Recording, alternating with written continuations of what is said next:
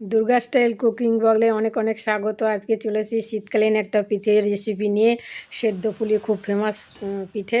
এখানে নারকেল ছাই তৈরি করতে হয় এই পিঠে তৈরি করতে গেলে, তাই নারকেলটা আমি কুড়িয়ে ছাই করে নিয়েছি। এখানে আমি চালের গুঁড়ি নিয়েছি, সেদ্ধ চালের গুঁড়ি। সেদ্ধ চালের গুঁড়িটাকে আমি একটু লবণ দিয়ে তারপরে ফুটন্ত গরম জল দিয়ে এটাকে আমি একটা ডো তৈরি করে নেবো। ময়দার যেমন ডো তৈরি করে সেরকম এটা আমি চালের গুঁড়ি দিয়ে একটা ডো তৈরি করে নেবো। ডোটা তৈরি করে তারপরে আমি পিঠেটা তৈরি করব। কিভাবে আমি পিঠেটা তৈরি করেন দেখতে থাকুন, সঙ্গে থাকুন। এ দেখুন, আমি ফুটন্ত গরম জল ঢেলে দিলাম।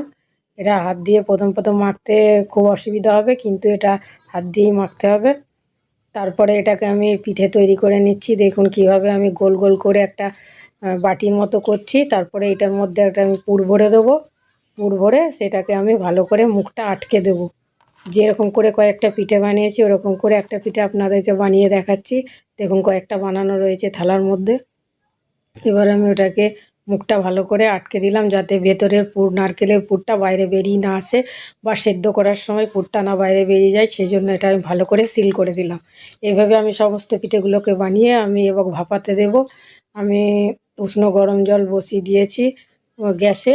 জলটা ফুটলে তার মধ্যে ফুটো ফুটো যে থালাগুলো হয়, যেখানে মোমো তৈরি করা হয়, সেই থালার মধ্যে দিয়ে আমি পিঠেগুলোকে 15 মিনিট ধরে ভাপিয়ে নেব। একটা ঢাকা দিয়ে দেবো। ঢাকা দিয়ে পিঠেটা ভাপালেই সেদ্ধ পুলি তৈরি হয়ে যাবে। বন্ধুরা, আপনাদের যদি এই সেদ্ধ পুলির পিঠেটা ভালো লাগে, খেতে তো গুড় দিয়ে, খেজুর গুড়ের ঝোলো গুড় দিয়ে খেতে দারুণ লাগে। আপনারা এইভাবে বানিয়ে খাবেন, দেখবেন আপনাদেরও ভালো লাগবে। ভালো লাগলে সাবস্ক্রাইব করবেন।